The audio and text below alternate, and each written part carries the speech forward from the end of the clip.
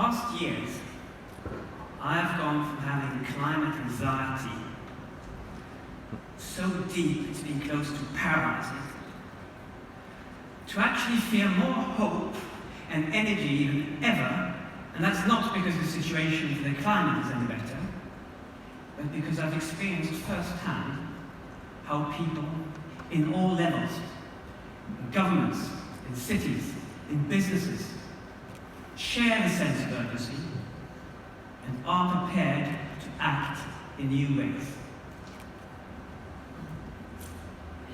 In my past life, I used to be a consultant, specialized in agile transitions, helping companies approach complex problems.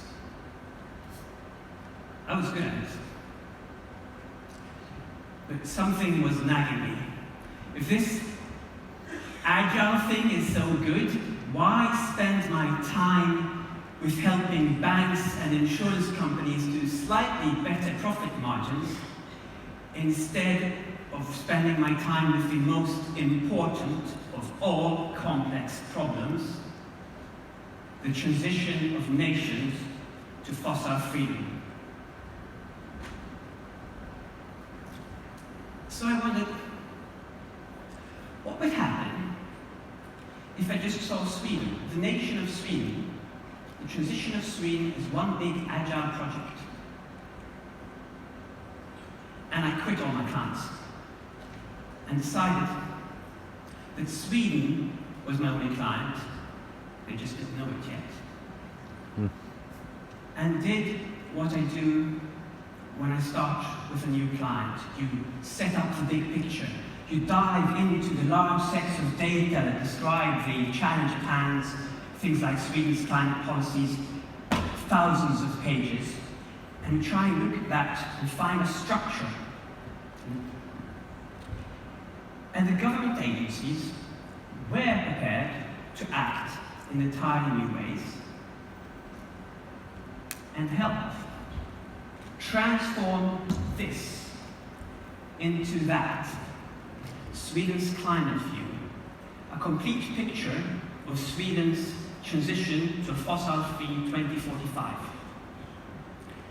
I'll dive into it in a few seconds, just to explain the big picture. The top is our greenhouse gas emissions, the actual emissions we have. The green are the potentials for getting rid of those emissions. The grey are the indicators that are showing how we're actually doing. And then we have all the policies and actions in place to try and make this happen.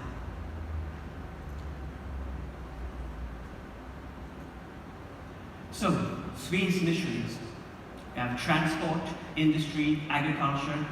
The width of those bars is the proportion of the emission. You see, as in most industrialized countries, transportation is the biggest emitter. And under there we have goods and personal vehicles. Anyone here dare guess which is biggest? I say 9 out of 10 think goods transport is bigger, but that's not the case. Passenger transport per road is the farthest biggest emission in this country and in most industrialized countries.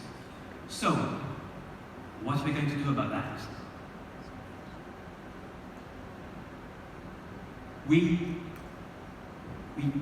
solve the passenger transport with reduced energy usage and renewable fuels. What do we mean by reduced energy usage? Transport efficient society and improved energy efficiency. I continue drilling down. Reduced transport by car. What do we mean by that? Increased transportation with public transport. So, how are we doing there? Well, that green line shows how we politically have agreed to go, and the black line shows that we are 80% off target and heading in the wrong direction. And here, those yellow notes show all the policies and actions in place to actually try and change this. Approved, completed, ongoing, and suggested policies, such as review tax deductions and travel expenses. Now, I'm just messing with you. I don't think that's going to make much of a difference. So, this way,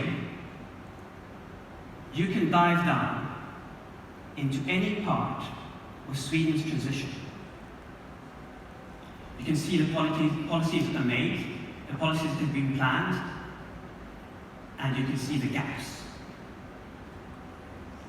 And you can invite anyone to this dashboard to come with suggestions, feedback, and discussions. So this dashboard can be used and understood by all. It creates a transparency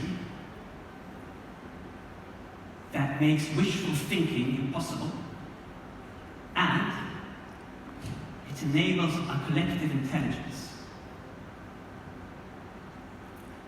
So this is Climateview, and we're starting with Sweden. Sweden is our starting point. With your help,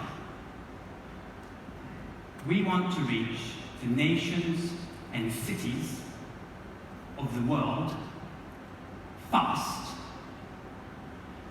to create the global collective intelligence that we need to get out of this mess.